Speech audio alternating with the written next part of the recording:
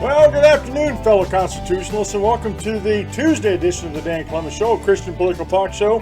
I'm your host, Dan Clemens, your constitutional warrior fighting for the right just to be an American. It is September 19th in the year of our Lord 2017. Remember, we're a hyphen-free, PC-free zone.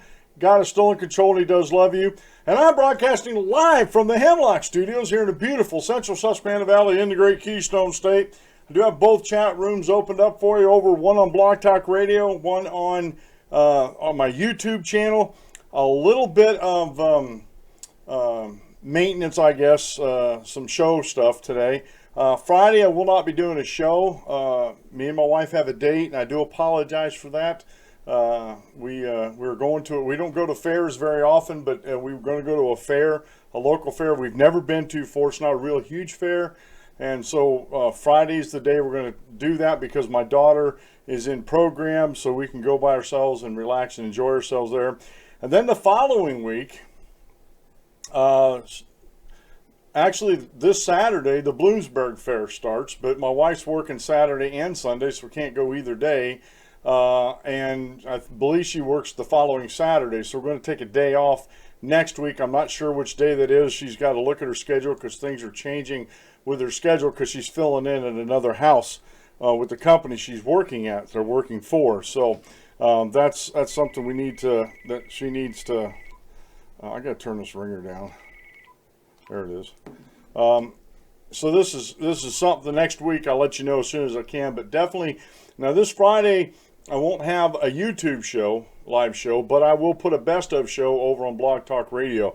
I have a lot of them that I've done that I really like. What I'm probably going to do is redo one of the ones from last week, rebroadcast that on Blog Talk Radio because they are some of my better shows that actually got a lot of listeners on Blog Talk Radio and a lot of viewers on YouTube. So probably something to do with relativism or ethics and morals or the ethical humanist, something like that. We'll probably rebroadcast those for this Friday. So I'll have that all set up and ready to go for you, so you'll know when you get there.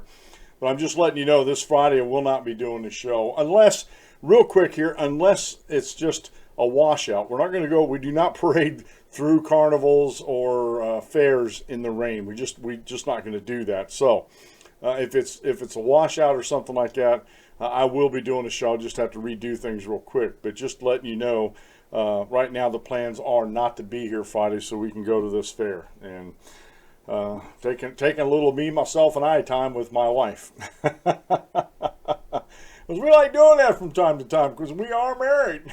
We've been married over 33 years. One of the reasons why we stay together for so long, other than she has a high tolerance for dumb and stupid, that's for me, is that we love each other very much, and we do try to spend as much time as we can. We both agree that we don't spend enough time together doing things by ourselves as a husband and wife without the kids. So this is just one of those things that we're trying to continue to do, and sometimes it's going to interfere with the broadcast of my show. So I do apologize ahead of time. Like I said, I'll let you know before the end of the week what next week's going to look like if we can't go on a Saturday. We don't normally go to the fairs on Sunday because Sunday's family day for us, worship God, be with family and stuff like that. So, all right. I entitled today's show, Rights Retained by the People. Now, this whole week we're celebrating the U.S. Constitution. This past Sunday, the 17th of September, was Constitution Day. That's the day that the Constitution was signed and sent out for ratification. And we were talking about an article yesterday about, is the Constitution still relevant? And I was going through and pointing out the parts of this guy's thought process on, the Articles of Confederation, and this idea that's still carrying through today that George Mason and those that supported the Article 5 Convention of the States to amend the Constitution were totally wrong and off their rocker because of what happened with the Constitutional Convention. Everybody says that the Constitutional Convention was actually a runaway convention because they were only sent to Washington, D.C., or not D.C., but Philadelphia, to amend and try to fix the Articles of Confederation. and that's the orders that they were giving. I'm still trying to do some more research, try to collect some more of these things up so you can actually see some of the orders that were given to these delegates. These delegates weren't there on their own to do their own thing. They had to report back to their state houses and get instructions from them. And there's a really good example in the signing or the approving of the Declaration of Independence, where New York had not heard back from its delegate assembly, so it could neither vote yea or nay, so it had to abstain. So the idea that the framers of the Constitution and the signers of the Declaration of Independence, but especially we're talking about the Constitution, were there as renegades. They totally changed the Articles of Confederation. How dare they? When that was their mandate. If they couldn't amend them, and part of not being able to amend them was to scrap them and start over from scratch. And honestly, if you've ever read through the Articles of Confederation, they were not workable. They were absolutely not workable. Everything you had to do was everybody had to be in 100% accord with every other state on everything they did. It had to be a unanimous majority on everything, and you're not going to get everybody to agree 100% on anything. And so a lot of things were being left undone. There was a rebellion that was forming up in western Massachusetts called Shays Rebellion, and we talked about that a little bit yesterday. And the Articles of Confederation could do nothing to put down that rebellion. It was called a Whiskey Rebellion, but it's Shays Rebellion, and it could do nothing to defend the other states if it spilled out of Massachusetts.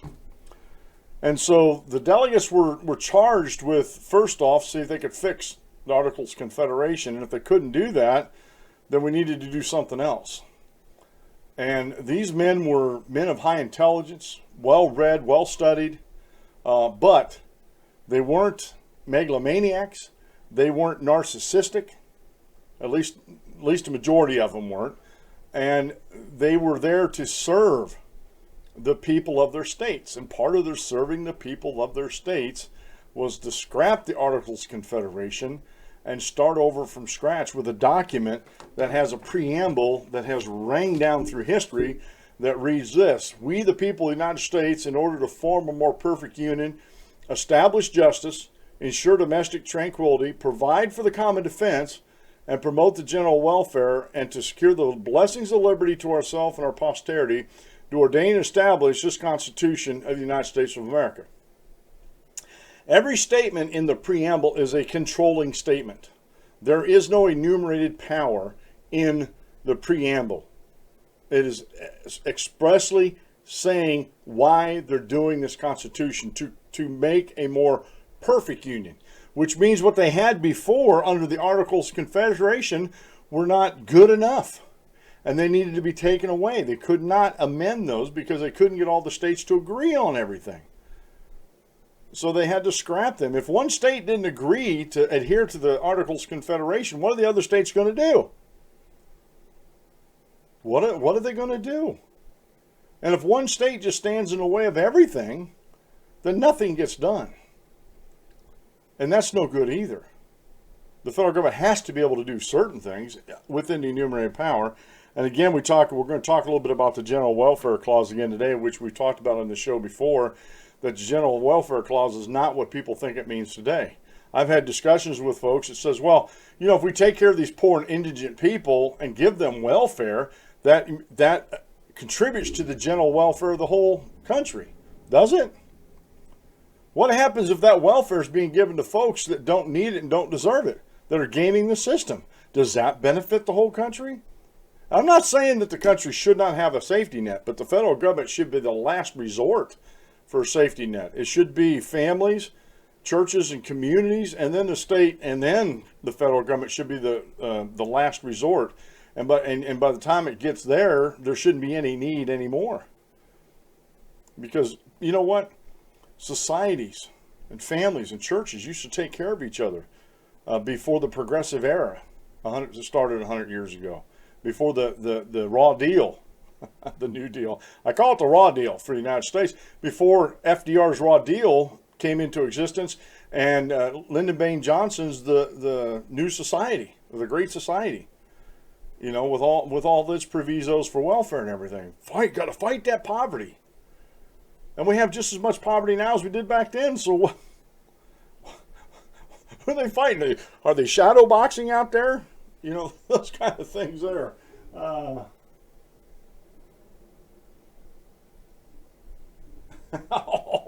Dave said, they're having a luncheon, a retirement luncheon where he works, and I may take a seat to free food. How dare he? Where's mine? I don't get any. Wow. Anyway. Oh my. Whew. Let's get on with the show today. The official drink of the Dan Clemens Show is Rocky Mountain High Brand. It's what I'm drinking right now at the John Wayne desk. As I sit before the John Wayne desk and do this show. They are hemp-infused drinks. They come in 16-ounce cans. They have a variety of flavors. And trust me when I tell you, the hemp really helps me with my pain management. Not that it takes away all the pain, but it does help dull it quite a bit. They have energy shots. They have energy drinks. I'm drinking their lemonade because it doesn't have any caffeine in it. They have power bars. And they have Eagle Spirit Water, which is an alkaline water. And all these you can buy online if you're on the East Coast like I do. And full disclosure, I do own stock in Rocky Mountain High Brands as part of my retirement portfolio. Today's daily Bible reading comes from Matthew chapter 4, verses 18 through 20. And Jesus, walking by the Sea of Galilee, saw two brothers, Simon called Peter, and Andrew his brother, casting a net into the sea, for they were fishermen. Then he said to them, "Follow me, and I will make you fishers of men." They immediately left their boats or nets and followed him. Now, I've looked through many translations. I've actually looked in the actual Greek, the original Greek of this. There's nowhere in this statement where Jesus Christ is forcing these men. Either one or both could have said, "No, we're going to stay fishing. We do not want to be fishers of men." And Jesus would have moved on. There is no force in Christianity to be a Christian. There's no coercion in Christianity to be a Christian. It's your choice. And it does get kind of tiresome to hear people say that, well, you're forcing your Christianity on us. You can take it or leave it. You can take it or leave it. It makes me sad that people leave it once they hear the truth preached on them, the good news of Jesus Christ preached onto them. But in the final analysis, God can't even force you. Would not force you. He could force everybody to be a believer, but God doesn't want automatons. He wants people that freely love Him because He loved them first. Today's quote meal comes from Max Lucado. Sin is not an unfortunate slip or a regrettable act. It is a posture of defiance against a holy God. And that's exactly what sin is. If you go back to the temptation of Christ, where after he fasted for 40 days and 40 nights and the devil was tempting him and putting through those three temptations, every one of those you'd have had to mentally assent to. You would have to mentally and physically do something to commit that sin. And it would be a posture of defiance against God and His will. And Jesus Christ just was not going to go there at all. And the devil tried, but he couldn't do it.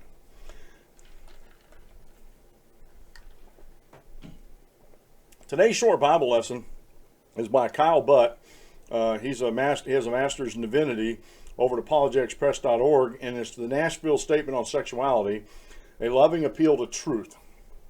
And we talked about this last week on the show, and how a lot of the atheists out there and the ethical humanists out there just blew up about the statement. Because you got to remember, everything's relative to them. So if everything is relative, anything goes. There is no standard moral, or standard morals, or objective morals. And so they do a good job. Kyle's a good author. He's a good debater. And he did a really good job putting this article up. So go over to the DanClemensShow.com and click on this link. It'll take you over to that article. And I actually shared it on my Facebook feed too. So you can go over to Facebook and see that also. All right. Let me see where I'm at here. Well, let's do this. Let's do this one first and get this one out of the way.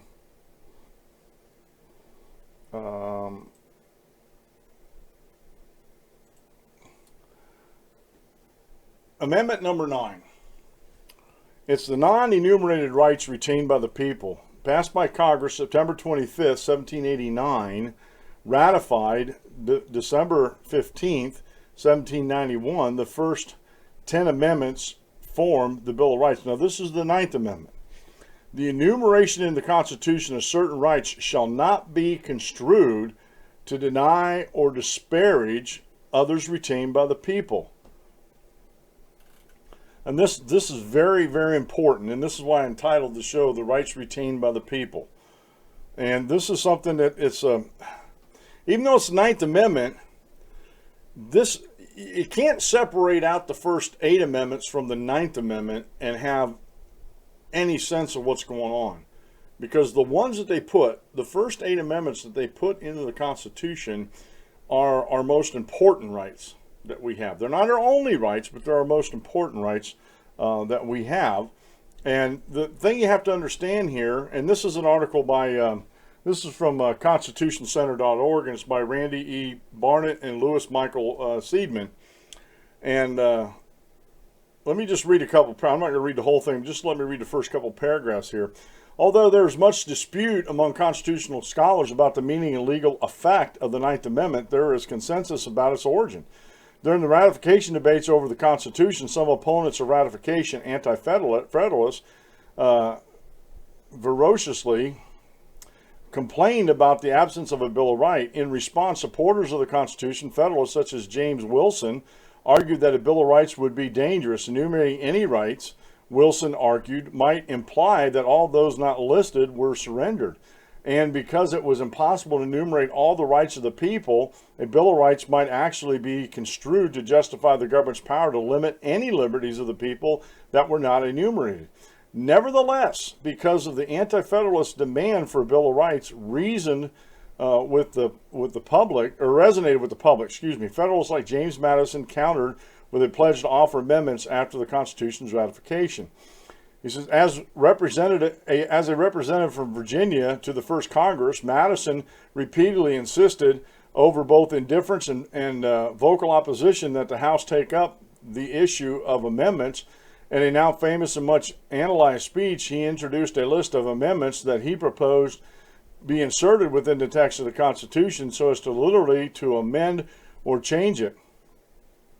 For example, he proposed that there be prefixed to the Constitution a declaration that government is instituted and ought to be exercised for the benefit of the people, which consists in the enjoyment of life, liberty, and the right of acquiring and using property generally, and pursuing and obtaining happiness and safety. At the end of the list of rights to be added to Article 1, Section 9, which were the individual rights of habeas corpus was located, Madison would have placed the language that was the forerunner to the 9th Amendment. Now, this is really important because a lot of times the amendments we have today are not the original ones as proposed, and they were whittled down, and these guys were wordsmiths. They're very knowledgeable in things, so they whittled these things down. But this is the original, the forerunner to what we have today at the 9th Amendment. The expressions here or elsewhere in the Constitution made in favor of particular rights shall not be construed as to diminish the just importance of other rights retained by the people, or as to enlarge the powers delegated by the Constitution, but either as actual limitations of such powers or as inserted merely for greater caution. So that sort of gives you a flavor of the amendment process, what was going on in the founders' minds at the time that they were doing these things. And this is why we have the 9th Amendment in the form it is, because they pared that down. The enumeration in the Constitution of certain rights shall not be construed to deny or disparage others retained by the people. The whole time, folks, the whole time that they were setting forth this Constitution, you got to remember the preamble. We the people of the United States, in order to form a more perfect union, establish justice, ensure domestic tranquility, provide for the common defense, promote the general welfare, and secure the blessings of liberty to ourselves and our posterity. Secure the blessings of liberty to ourselves and our posterity. The whole point of the Constitution was to set up a federal government that could do things that the states by themselves or collectively could not do and shouldn't do. Therefore, that's why they created a federal government. But that federal government, as part of the idea that's in the Declaration of Independence, that governments are enshrined or governments are put forth or enacted to protect our rights, to protect the people, and to make sure that the people can pass down the blessings of liberty to the next generation. And they've seen through history what happens when you have a government that gets bloated, that doesn't follow its original mandate, and allows politicians to run amok and do all sorts of dumb and stupid to garner power for themselves. The whole idea of Hillary Clinton running for president, in my opinion, one, and this is a preface to this, she was not qualified. Nothing of what she did in her life qualified her to be president of the United States. And I'm using that, I know people, oh, you're being hypocritical here. No, I'm using that against the lamestream media and how they portrayed her.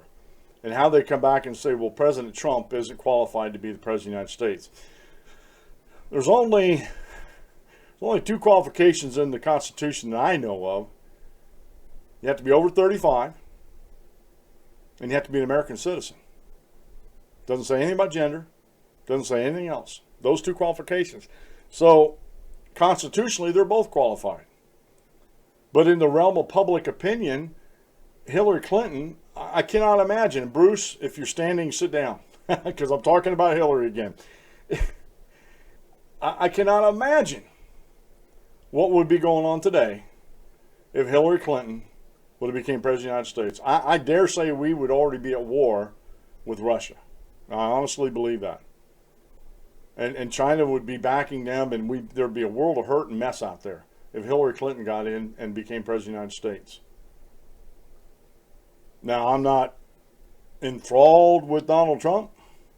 There's a lot of things that he does that I disagree with, but there's a lot of things that he does that are constitutional and that I absolutely agree with on the basis of the Constitution and the Declaration of Independence, not because I merely like something that he does. I look at his presidency first off through the prism. I look at everything through the prism of Christianity. My worldview is informed by my Christianity. But secondly, when I look at politics, I look at politics through the prism of the Declaration of Independence and the Constitution of the United States. Especially federal politics, not so much state politics, although we can get into that sometime. But the federal politics that are going on, the federal government, and how it's broken out of its chains of restraint in the Constitution. And how there is at least 50% of the country that's okay with that. But because you have these democratic socialists like Bernie Sanders that want to give all these people everything just to get their vote so he can have power. And who's free education, free university education for everybody? Who's going to pay for that? Well, you and me, through our tax dollars. We're going to have to increase the taxes. Single-payer health care. Who's going to pay for all that for everybody? You and me, the taxpayers. They keep heaping these financial and fiscal burdens upon the American people just in order to get votes and to garner power and try to hold on to power. And Republicans aren't much better either. I have an article, we might get to it today, I don't know yet. GOP establishment Steve Schmidt calls for Breitbart News to be put out of business. A Republican. An establishment Republican wants Breitbart put out of business. Hello, Mr. Schmidt, have you ever heard of the First Amendment, the freedom of the press? Have you ever heard of that? And this is where I get really tired of both these political parties. They're different sides to the same dirty coin. You know, the Republican Party, is not about smaller government. They're not about constitutional government. They're just about power when they're in power to handle the levers of power. And you know, President Lincoln, the vaunted founder or the first president under the GOP, he was one of the worst ones that violated folks' civil liberties, especially freedom of the press. If you were talking smack against President Lincoln, you stood a good chance of going to jail, and a lot of folks did. He suspended habeas corpus. For what? Why? I know the historians will talk about that, but you know, President Lincoln wasn't as pure as the wind-driven snow as a lot of people think that he is or was. And so we have a Republican calling for someone that's a member of the press to be put out of business. And seriously, if we gave these politicians their heads and didn't try to rein them in, they would be passing some type of law that would do this. Yesterday, I didn't get to it on the show, but Elizabeth Warren is introducing the Equifax bill, more financial legislation to try to curb Equifax. And this again, one, the horse is already out of the stall, so you're a little bit late for that. Two, you have no constitutional authority to govern over the finances of America. That's, you know, for the Congress to do so. And three, the free market's already doing it. The free market's doing what it was designed to do if government just got out of its way. As of yesterday, Equifax stocks had lost 30%. They fired a couple folks in their IT department, some engineers that were supposed to stop this. Of course, Equifax was warned a long time ago about some type of program that they're using to help them with the security. Had security flaws in and of itself and didn't seem to do anything about it. And so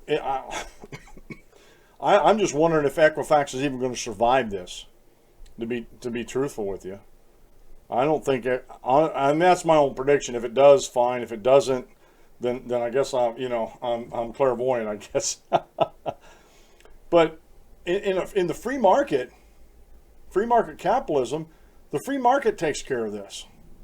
They're going to be hit with so many bills because Equifax has got to pay for all these credit freezes that people are calling in to freeze their credits. Honestly, I think they should be. I wasn't going to go use LifeLock because we just can't afford it. It's $30 a month per person, and we just can't right now. We can't afford the $60 a month. But I think they ought to pay for a year's for LifeLock if folks want it. You know, because of this egregious breach that they didn't disclose to the public for a month and a half. There's a lot of damage can be done to folks' credit in a month and a half. And yet the free market's taking care of them. I didn't check, like I said, I didn't check this today to see where their stocks are, but as of yesterday, they were tanking 30% loss in stocks. That's close to tanking. And if they go by the wayside, they go by the wayside. That's just a cautionary tale for the other ones that are in the credit reporting. You know, the other two, Experian and Trans something. But anyway, that's a cautionary tale for the other two. But the free market's taking care of it. Elizabeth Warren does not have to go make a law that does anything with Equifax. Because if the American people are given the information, we can make rational, pretty sound decisions for ourselves. You know, if I had my druthers after this breach, I don't want Equifax to have any of my information, period. Matter of fact, I don't understand how there's three main ones that they use. Like I said, Experian, Trans something, and Equifax. I don't know how they got put in charge of recording my credit. I did not give them my permission to do so. I didn't give them permission to have any information about me or my credit. I think that should be between my bank. I know the banks that set these guys up as clearinghouses. I understand that maybe I signed something in my banks, you know, signing on for checking accounts and loans and stuff like that, and I probably did. It's probably in there somewhere about reporting to credit agencies. Fine.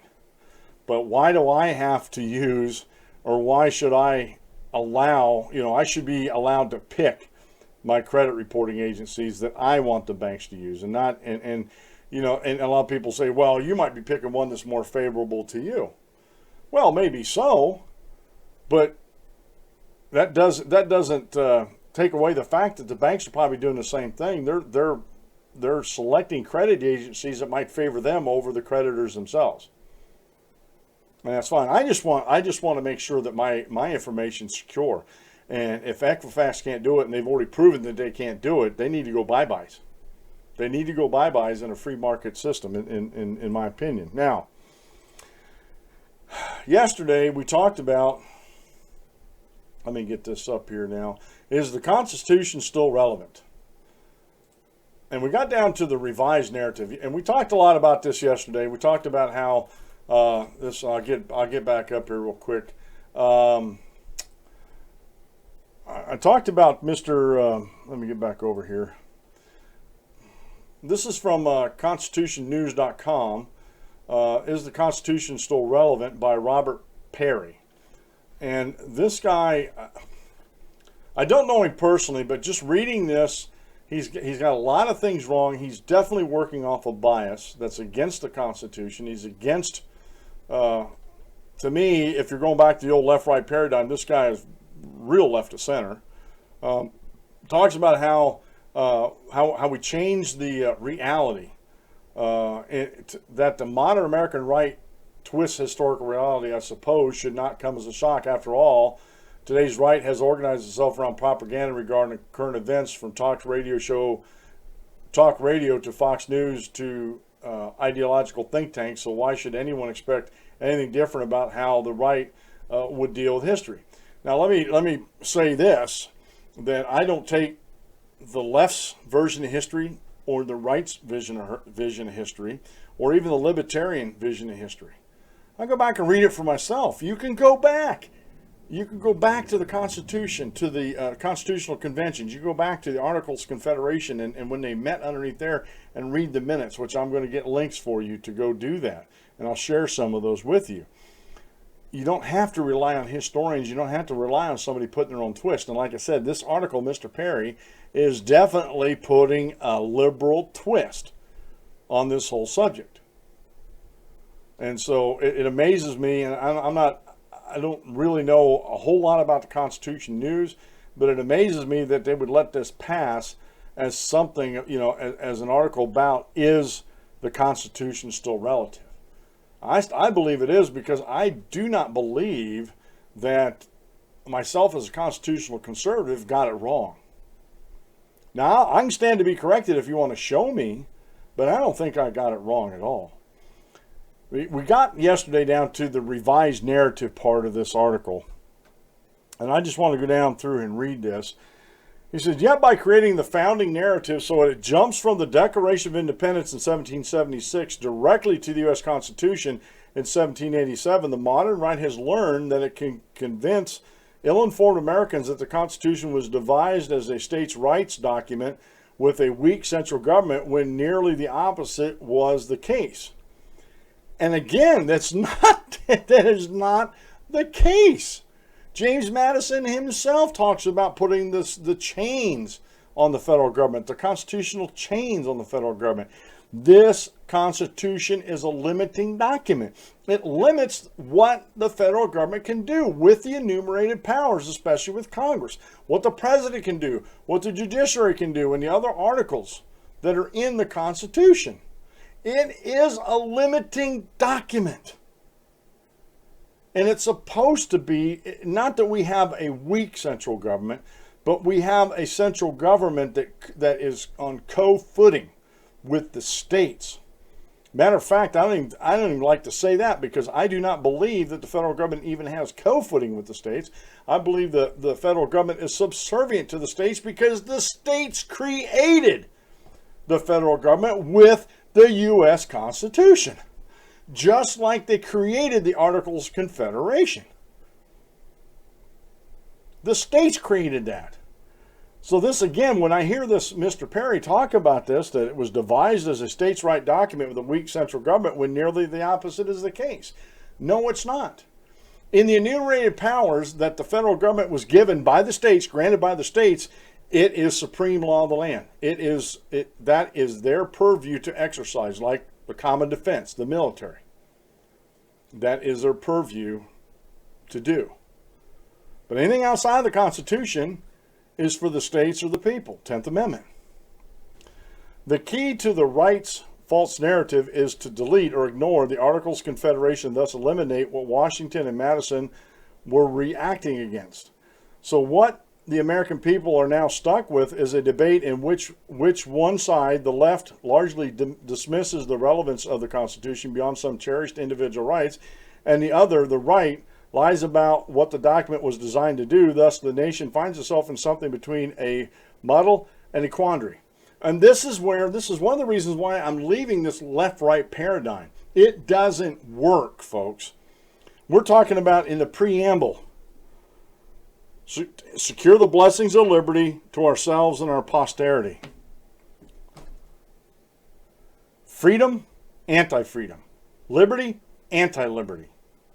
That's when we're looking at the Constitution and the federal government, and especially federal politics, we must start looking at it in these terms. Because everything else is so convoluted. Well, they're center right, or they're right, or they're far right, or they're ultra right, or they're left to center, or they're very progressive, or they're left, or they're ultra left, they're out left field. What does that even mean? It's all subjective. It is all subjective. But you know what isn't subjective? Is if what they're talking about promotes and protects the freedoms and the rights of the American people, or it diminishes and takes away from the freedoms and rights of the American people. That's real easy to distinguish. Either you're for it or you're against it. You know, it's just like a lady who's pregnant. She's not just a little bit pregnant. Either you are or you ain't. Either you're for freedom or you're against it. It's as simple as that. And the idea that the founding fathers were dismissive of the Articles of Confederation is just laughable on its face. They could, if you go back and read the Articles of Confederation, and with the idea of protecting folks' freedoms and their liberties and their rights, tell me how the Articles of Confederation are going to do that. Now, each state can go around and do that, and that's fine. Every one of them can do that, and they should. The states should be protecting the citizens that live inside their states from an overreaching federal government who are governing beyond the enumerated powers. But they don't. They don't protect their citizens from an overreaching federal government. And that's wrong. And this all, quite honestly, I believe this stems back to President Lincoln and the Civil War. The erroneous idea about at the conclusion of the Civil War that the states had no rights anymore. That it was all about the federal government. The federal government was supreme in everything. And the Civil War didn't change the Constitution. There were some amendments to the Constitution because of the Civil War, but it didn't change the Constitution. It didn't change the basic idea of what the Constitution is, a limiting document. Therefore, and I keep repeating this, therefore, every statement that's in that document is limiting in nature. It cannot be expansive. It cannot be expansive by nature. It just can't be. The best path to a firmer ground would seem to be twofold: a serious effort to reclaim the real history of the Constitution from the charlatans on the right, and a recognition that the Constitution as amendment creates an imperfect but still workable framework for democratic change, to a rebuff to some on the left. The reality is that the framers did include broad and flexible powers in the Constitution, so future elected representatives could work their will on matters important to the general welfare. As already noted, the Commerce Clause was not limited by the framers. It was restricted by the current majority of right-wing ideologists who sit on the U.S. Supreme Court. And see, this guy's got both of these turned upside down. The Commerce Clause was a limiting clause. It says to make, not to regulate commerce, but to make commerce between the states regular. to ensure that the states weren't being bad actors against another state when it comes to commerce, especially with states that didn't have seaports or waterways that could get their goods to markets.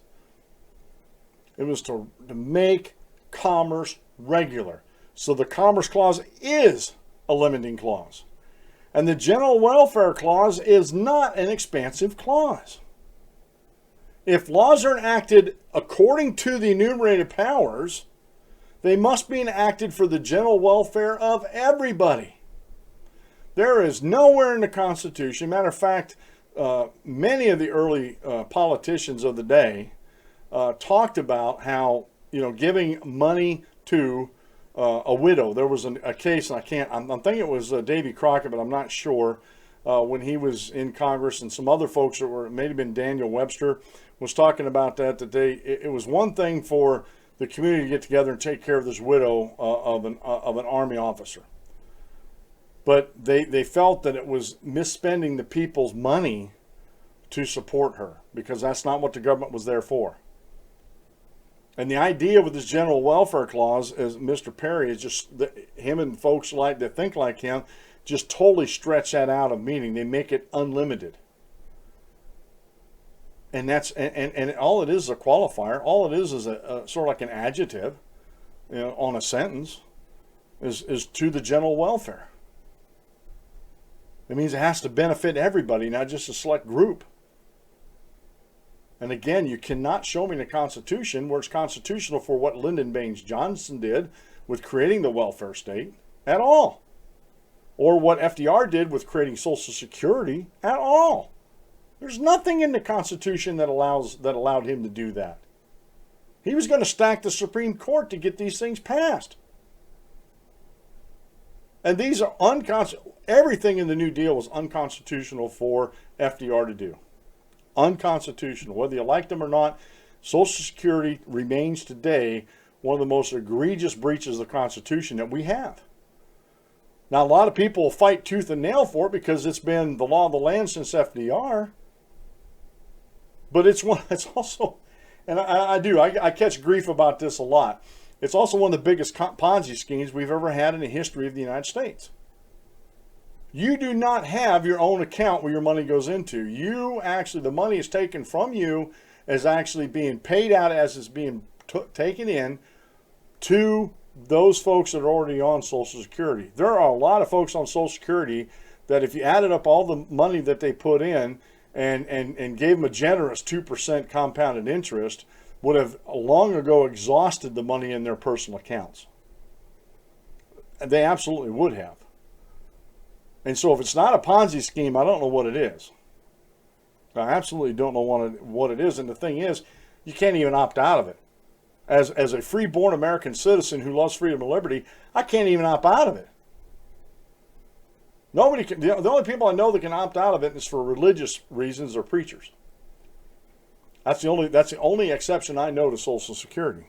Anyway, let's finish this up real quick. As far as for the left, it should recognize that with some political changes, such as the expanded use of primaries and caucuses to select Democrat and Republican candidates, filibuster reform, and some public financing of campaigns, the Constitution allows for a reasonably vibrant, though clearly imperfect, democratic process.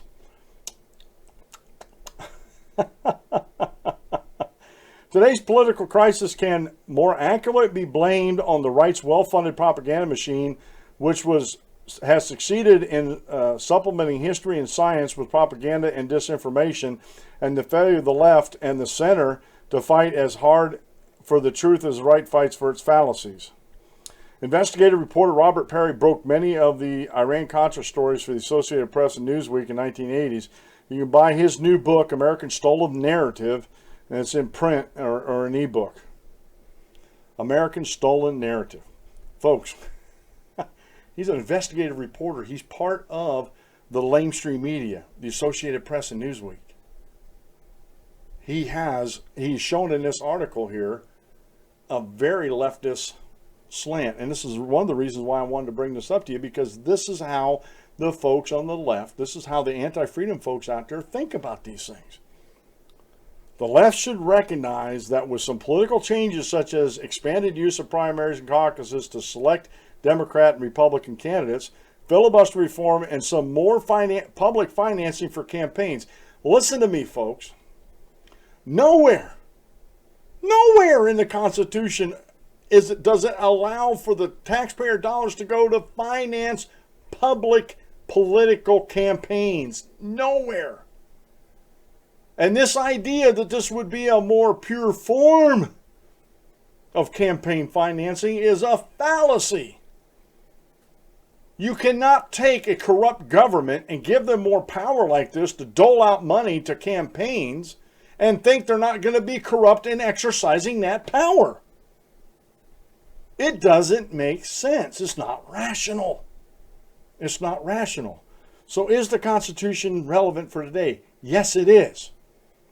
Was the Constitution put in place without any regards to the Articles of Confederation? No, it wasn't. I can't say for sure if this guy's actually went back and read the Articles of Confederation like I have. It's not that long. You can read them and understand them fairly easily. But there are not the protections in the Articles of Confederation that there are in the U.S. Constitution. There's not the protections of our rights and our liberties. And again, before I leave this article, the Constitution is a limiting document. Therefore, any statement made within that framework, in that compact, in that contract between the states and the federal government is limiting in nature also. It's just like the Bible. God puts forth his word and says what we are allowed to do in worshiping him and organizing the church in becoming saved, the whole 9 yards. Anything outside of that is extra. We govern, and God actually governs us by what he says, not what he doesn't say. We speak where the scriptures speak, we're silent where it's silent. And that should be the exact same way we look at the Constitution. We speak where the Constitution speaks, and if it doesn't speak of it, we keep our mouth shut. And quit trying to say it's for the common good and the general welfare of the whole country, when you don't even know what the term means. You don't even know what the term means. All right. Next article here real quick. Let me shift gears here a little bit here. And this is an opinion piece, and whether you like it or not, I think it's pretty decent. But anyway, celebrating our Constitution by honoring its meaning by Carl J. Azzoni, and this was published on September 15, 2017. And this is a ACLU volunteer hands out U.S. Constitutions on Monument Circle Friday, September 16th, 2016, in commemoration of Constitution Day. And it goes on about that. September 17, 2017 is the 230th anniversary of the signing of the U.S. Constitution, which has given us the very freedoms we take for granted. Now, again, these guys need to get their terminologies correct. It doesn't give us anything. It protects our freedoms and our liberties and our rights. Government doesn't give us anything, okay? In order to form a more perfect union, establish justice, ensure domestic tranquility, provide for the common defense, promote the general welfare, and secure the blessings of liberty to ourselves and our posterities. After 230 years, it seems we are forgetting the true meaning and purpose of the Constitution. Are we forming a more perfect union when we consider the existence of sanctuary cities, and in some cases sanctuary states, that harbor and protect illegal aliens in defiance of the law? Have we ensured domestic tranquility when the people have given the right to peacefully assemble, to air their grievances, but choose to riot? And again, he keeps going through here saying, have been given the right. Government doesn't give you rights. You had them before government existed. They are inalienable, given to you by God. That means it can't be taken away because they're given to you by God. Government cannot take these away. Only you can get them taken away by your actions. Okay? But remember, when he says given, make sure you just remember that the government does not give you anything. Cause damage to public and private property and push events to the very edge of anarchy. Have we provided for the common defense when the military budget has been so underfunded, causing Senator Graham, Republican South Carolina, to remark, anyone with half a brain understands the military has been gutted because of Sequestration, Budget Control Act of 2011. And I disagree with that, folks. I really do. We have such a huge military budget because we have a world empire that we need to defend. We have bases all over the world to defend our empire, as it were. Not for the common defense of the American people. We see, real quick here, and I watch RT America in the morning sometimes when I'm prepping for the show here, and they have a show called Hawks on there.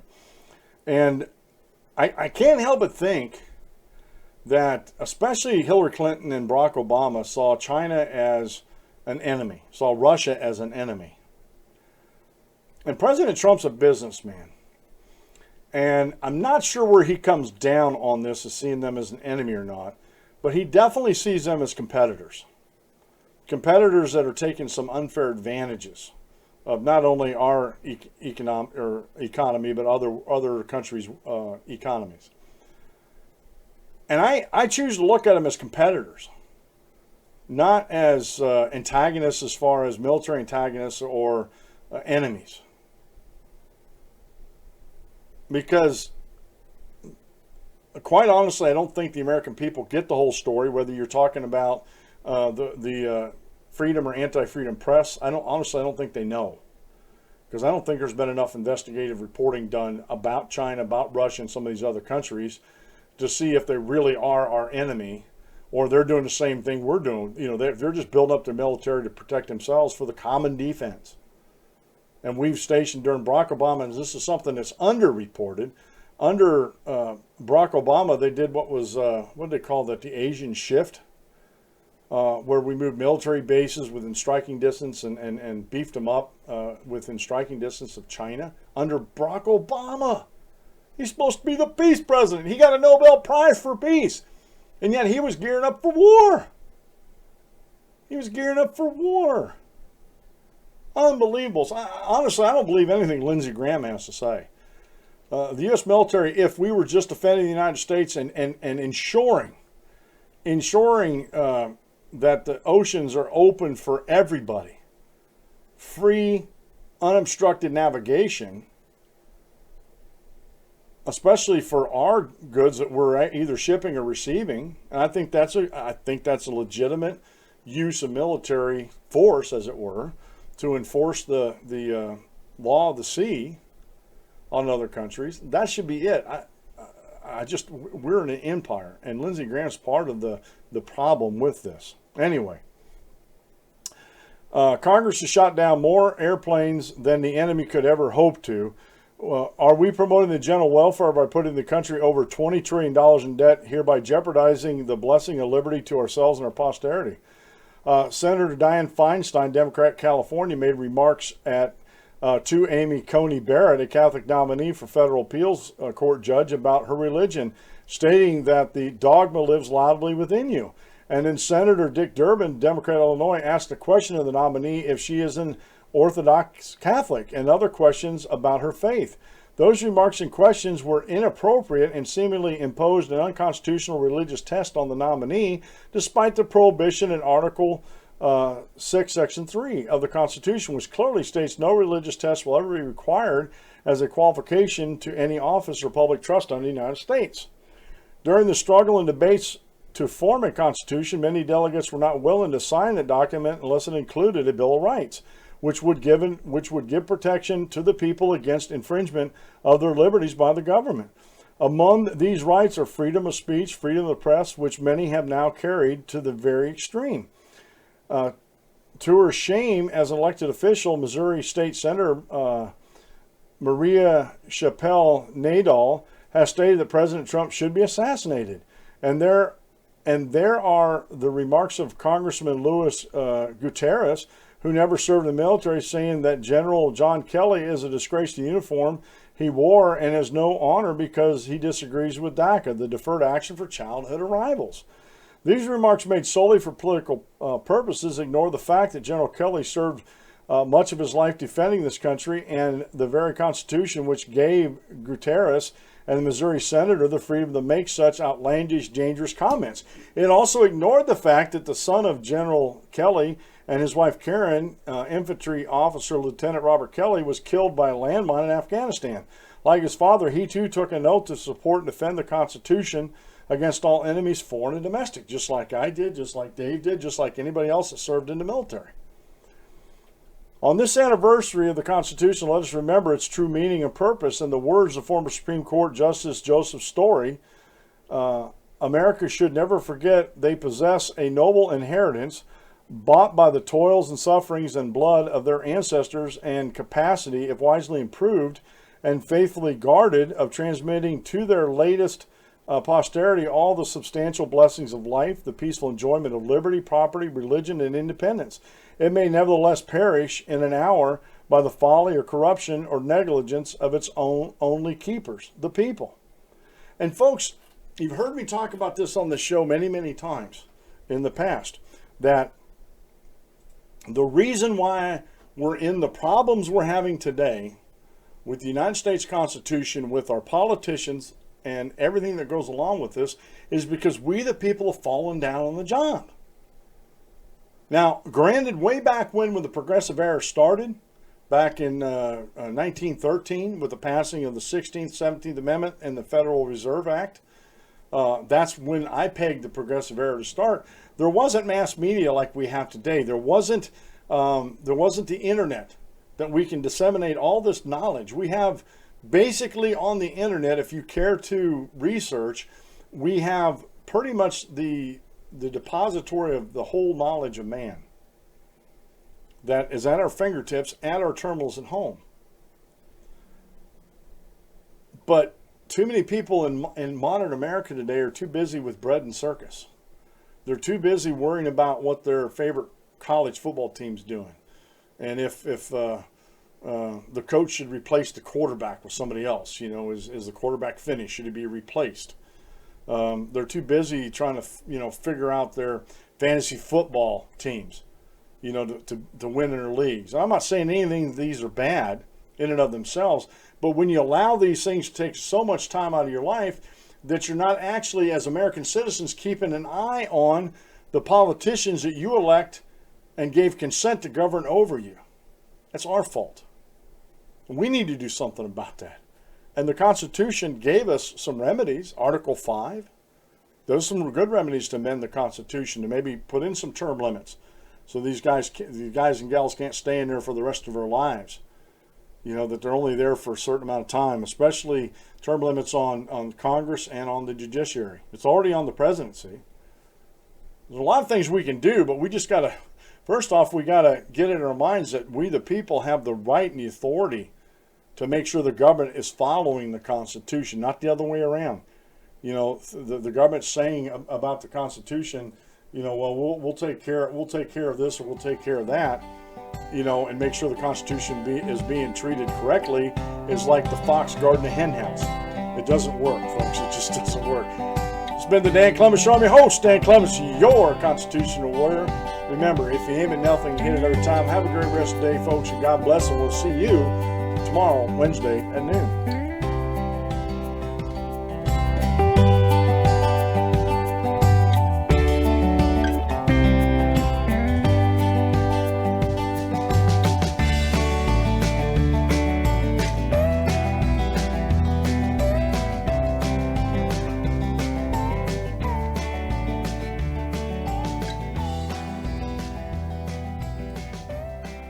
Thank you for using Blog Talk Radio. Goodbye.